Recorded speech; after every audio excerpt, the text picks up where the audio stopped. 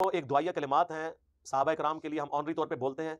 ہم کسی کے لیے بولیں یا نہ بولیں اس سے اسے کوئی فرق نہیں پڑتا. اگر میں کسی کے لیے نہ بولوں اور وہ رضی اللہ تعالیٰ عنہ کا مستحق ہے تو میرے بولنے کا محتاج نہیں، اور میں اگر کسی کے لیے بول دوں اور وہ اس کا مستحق نہیں ہے تو اس کے ساتھ ہی مسئلہ نہیں. ہم اس لیے بولتے ہیں کہ اہل سنت فرقہ نہیں، اہل سنت کے منہج میں یہ چیز ہے کہ جو صحابہ ہیں ان کے ناموں کے ساتھ رضی اللہ تعالیٰ عنہ آنری طور پہ لکھا جاتا ہے. یہ کوئی قرآن و حدیث نہیں ہے، اس لیے آپ بخاری مسلم میں آپ کو درجنوں نہیں سینکڑوں حدیث میں صحابہ کے نام کے ساتھ رضی اللہ عنہ نہیں ملے گا. کہیں لکھ دیں گے کہیں چھوڑ دیں گے، البتہ درود شریف وہ ضرور لکھتے ہیں. رضی اللہ عنہ نہیں لکھا ہوگا ان عائشہ ان ابی ہریرہ رضی اللہ عنہ کبھی لکھا ہوگا بھی نہیں لکھا ہوگا. اس کے بعد رضی اللہ عنہ پہ دھوکہ میری پوری ویڈیو جس میں میں نے فزیکلی دکھایا کہ امام بخاری نے بھی سینکڑوں جگہ پہ نہیں لکھا، امام مسلم نے بھی لکھا، کیونکہ پروٹوکول صرف درود شریف کا ہے. جو جامع ترمذی میں حدیث ہے وہ شخص کنجوس ہے جس کے سامنے میرا ذکر ہو اور مجھ پر درود نہ پڑے، اللہم صلی علی محمد وعلی آل محمد. وہ بھی ایک مجلس میں ایک دفعہ کافی ہے، لیکن محدثین اتنی آنر دیتے تھے کہ نبی اسلام کی ہر حدیث میں ایک دفعہ صلی اللہ علیہ وآلہ وسلم ضرور لکھتے تھے. باقی جب وہ ایک تھرڈ پرسن کی ضمیر کے ساتھ کہ آپ گئے آپ آئے، تو وہ آپ کے ساتھ صلی اللہ علیہ وسلم نہیں لکھتے ہیں، وہ صرف رسول اللہ کے ساتھ لکھتے ہیں. لیکن میرے پمفلٹوں میں آپ کے ساتھ بھی لکھا ہوتا ہے آنری کے طور پہ. تو صحابہ کرام والا معاملہ تو الگ. تو اگر کوئی اس طرح نبی اسلام کی نسبت کی وجہ سے ہم کسی کے لیے دعائیہ کلمات بولتے ہیں تو اس میں کوئی حرج نہیں ہے. یہاں تو لوگوں نے علماء دیوبند کو رضی اللہ عنہم لکھا ہوا ہے المہند کے اندر. بریلوی شیخ عبدالقادر جیلانی کو رضی اللہ تعالیٰ عنہ کہتے ہیں. امام شافعی نے کتاب الام میں امام حنیفہ کو رضی اللہ تعالیٰ عنہ لکھ دیا، حالانکہ وہ تابعی ہے، صحابی تو نہیں ہے. وہ یہ دعائیہ کلمات کے طور پہ ہے. باقی رضی اللہ عنہم ورضوا عنہ یہ تو ہر مومن کے لیے ہے انشاءاللہ تعالیٰ، لیکن وہ اللہ کے علم ہے. ساتھ ہے ذالک لمن خشی ربہ، یہ ہر اس شخص کے لیے جو اپنے رب سے ڈرے. بلکہ اس سے بھی بڑھ کے سورہ الفجر میں ہے یا ایتھا النفس المطمئنہ ارجعی الی ربک راضیۃ مرضیہ. وہی رضی اللہ عنہ، اے اطمینان والی جان اپنے رب کی طرف اس حال میں لوٹ کہ تیرا رب تجھ سے راضی، تو اپنے رب سے راضی. سب کے لیے. صحابہ کرام کو تو اللہ نے اعلیٰ درجے کی ڈگری دی ہے. سورہ توبہ کے اندر والسابقون الاولون من المہاجرین والانصار، سبقت لے گئے جو پہلے مسلمان ہو گئے، خواہ وہ مہاجرین ہیں یا انصار، اور جنہوں نے احسان کے ساتھ ان کی پیروی کی. پھر اللہ نے کہا رضی اللہ عنہم ورضوا عنہ، اللہ ان سے راضی، وہ اللہ سے راضی. راضی جن سے اللہ ہوا ہے وہ ہے سابقون الاولون، اور احسان کے ساتھ جو ان کی پیروی کرنے والے ہیں. اس کا مطلب ہے جو احسان کے ساتھ پیروی نہیں کریں گے وہ نہیں. احسان کے ساتھ پیروی کرنے والے پھر دو گروہ ہیں، ایک تو صحابہ، دوسرے تابعین بھی.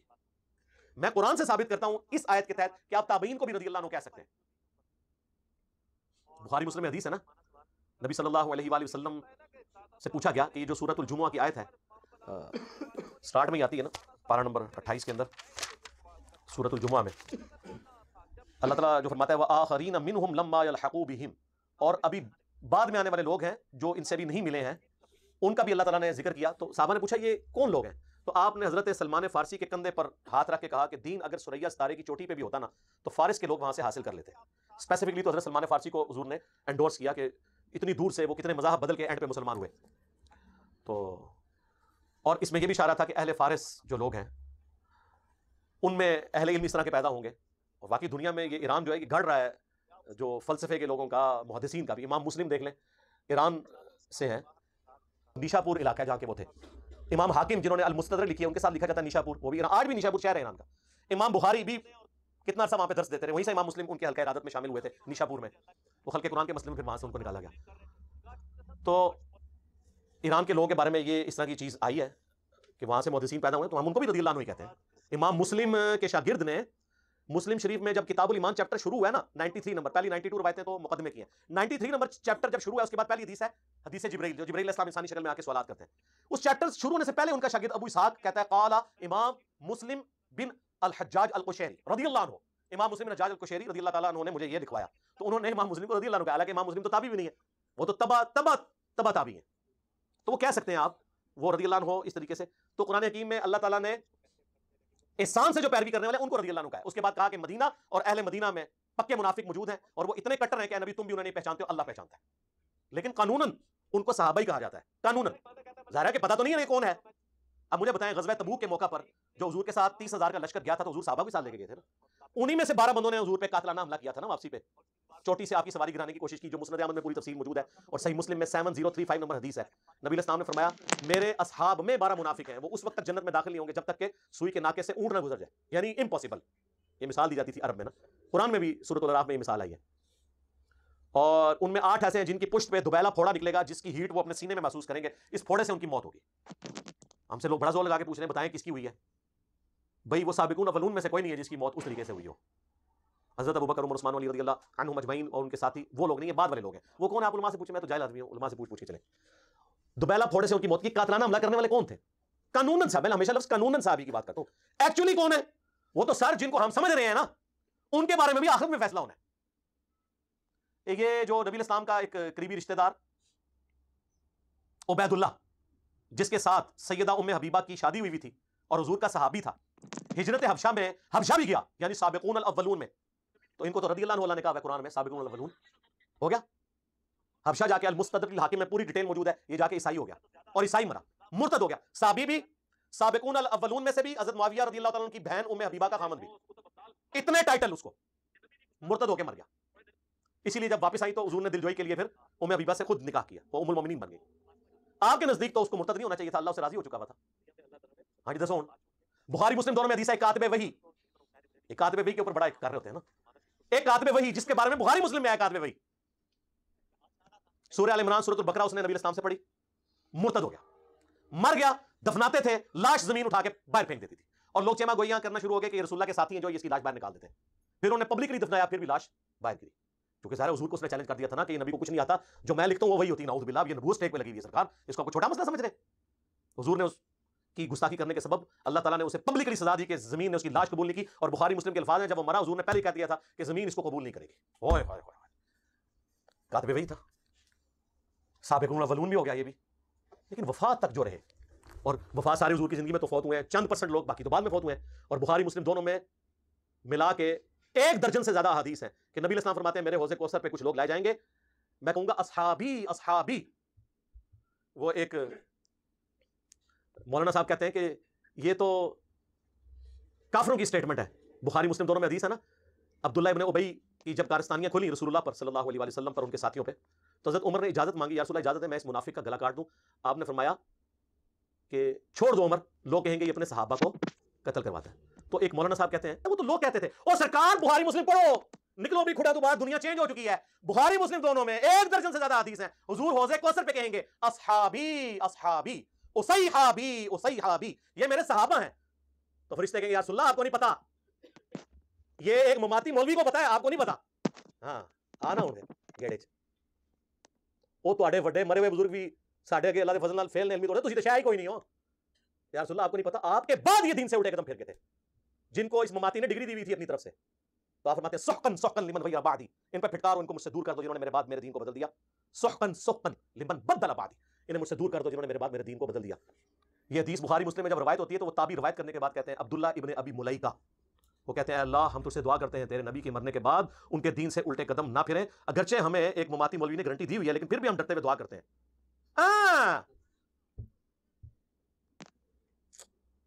ہم بھی اللہ سے دعا کرتے ہیں اللہم من احییتہ منا فاحیہ علی الاسلام ومن توفیتہ منا فتوفہ علی الایمان. اور بخاری میں الفاظ ہے کہ یہ وہ لوگ تھے جن کے خلاف حضرت ابوبکر نے قتال کیا اپنے دور میں. کون؟ منکرین زکوٰۃ, مسلمہ کذاب سے مل جانے والے لوگ. اس سے مراد نعوذ باللہ جس طرح روافظ کہتے ہیں کہ سابقون الاولون کوئی بڑے اصحاب میں سے نہیں, وہ نہیں تھے.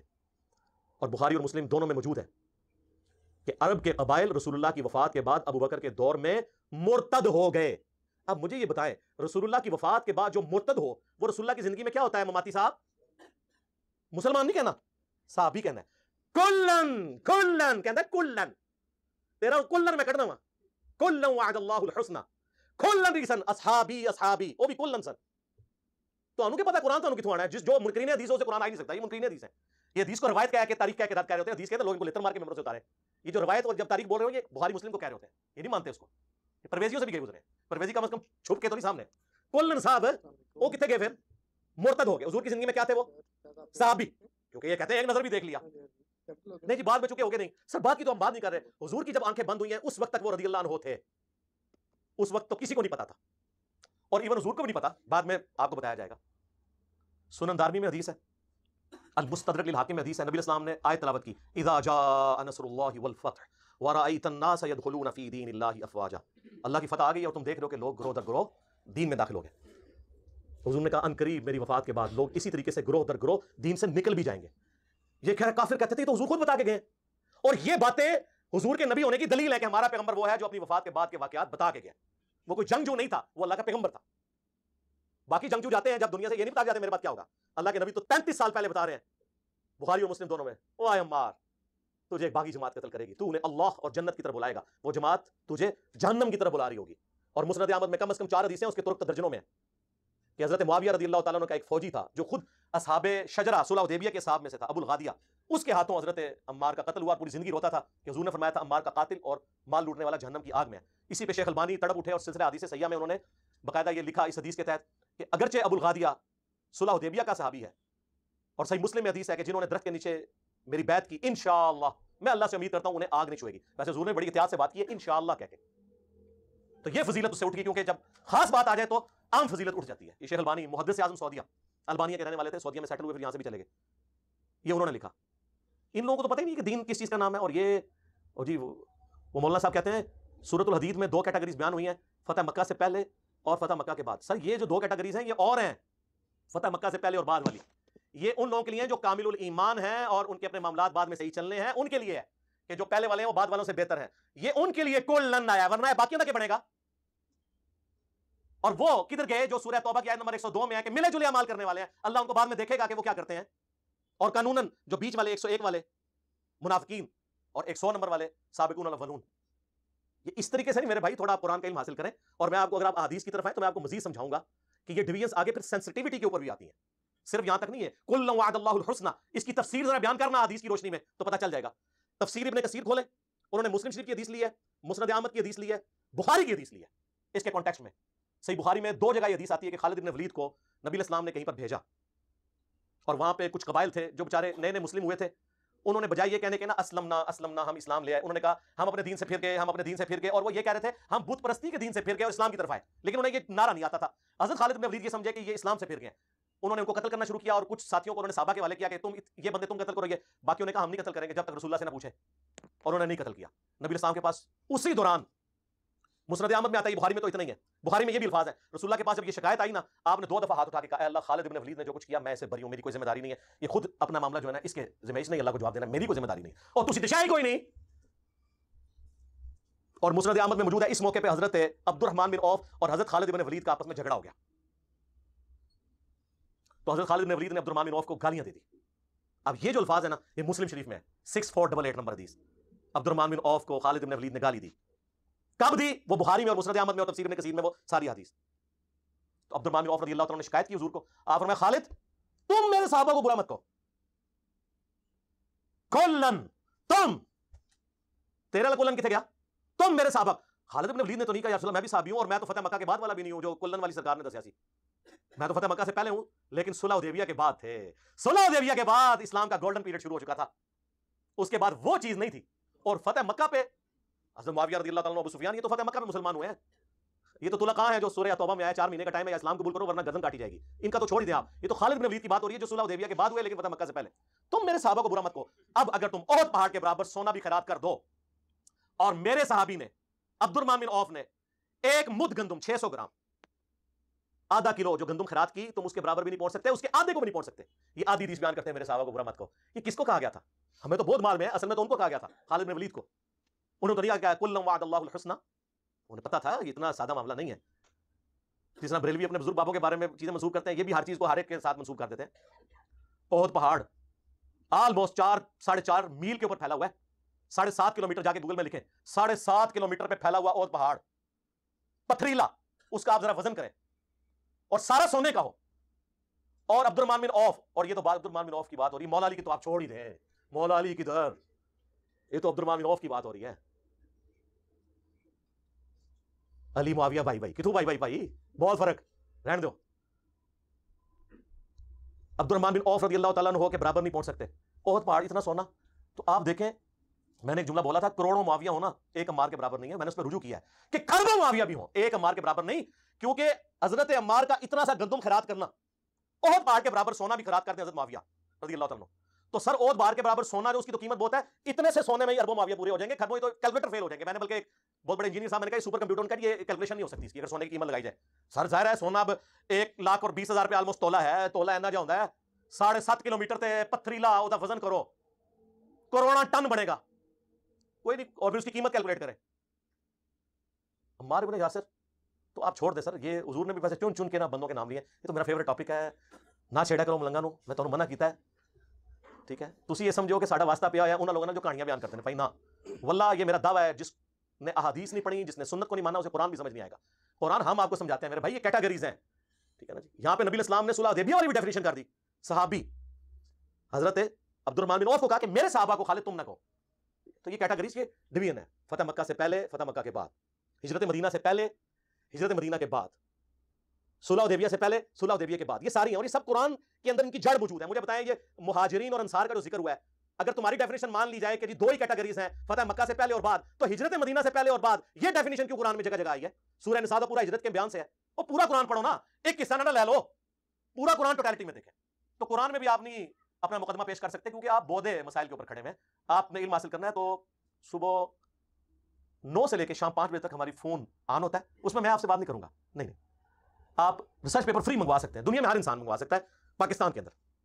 پھر وہ لے جائے فری. صرف ڈاک کا ٹی سی ایس کا 300 روپے آپ نے دینا ہے. 12 کا پیکج آپ کے پاس آئے گا جس میں سے 3 اذکار کارڈ ہوں گے اور 9 ریسرچ پیپر جن میں کربلا والے 200 احادیث، روایتہ نہیں سرکار، تاریخ نہیں بنو امیہ اور بنو عباس کی، احادیث، وہ بھی ریسرچ پیپر ہوگا.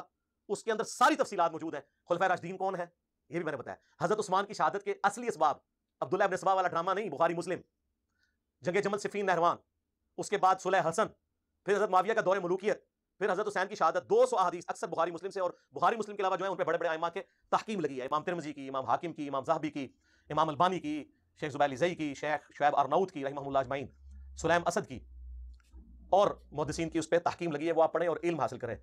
تو یہ کل وعد اللہ الحسنی سرکار، یہ اس طرح نہیں ہے کہ آپ نے پک اینڈ چوز کرنا ہے، قرآن کو پوری ٹوٹالٹی میں سمجھنا ہے.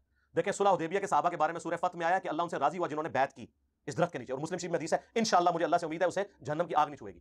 لیکن وہ جو آیات پھر آگے آتی محمد رسول اللہ والذین معہ اشداء علی الکفار، اس آیت 29 نمبر آیت جو آخری آیت ہے سورۃ الفتح کی، یہ پوری پڑھے تو اس کے اینڈ پہ آیا کہ جو ایمان لائے، نیک اعمال کیے، منہم مغفرۃ واجر عظیما، ان میں سے بھی جو یہ کام کریں گے یعنی ثابت قدم رہیں گے، جو سورہ توبہ میں بھی آتا ہے اللہ تعالیٰ اور اس کا رسول ان کے اعمال کو دیکھے گا، ان کے لیے اجر ہے.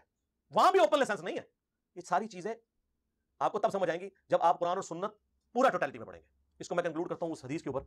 جامعہ ترمذی ابو داؤد کے اندر حدیث موجود ہے، سنن ابن ماجہ میں بھی. نبی الاسلام نے فرمایا میری وفات کے بعد عنقریب تم بہت اختلاف دیکھو گے. اس وقت دین میں نئی نئی بدعتوں سے بچنا. اور علیکم بسنتی وسنت الخلفاء الراشدین المہدیین، میری سنت اور میرے خلفاء راشدین کی سنت کو لازم پکڑ لینا. تو خلفاء راشدین کے مخالفین کو اللہ کے نبی نے کیا فرمایا؟ اہل البدع، یہ بدعت کرنے والے. حضرت عثمان تک تو سارے جبڑے کھول کے بول دیتے ہیں بلوائی تھے جی، باغی تھے جی، خارجی تھے. حالانکہ خارجی کی ٹرم بخاری مسلم میں حضرت علی کے مخالفین کے لیے آئی ہے. حضرت علی کا یہ ٹائٹل تو نہ آپ چھینے. بخاری مسلم میں ابو سعید خدری کہتے ہیں کہ خوارج نہروان کے موقع پر ہم نے مولا علی کے ساتھ مل کر قتال کیا. مخلوق کے بہترین لوگ ہیں جو قتال کریں گے، نبی اسلام نے فرمایا تھا.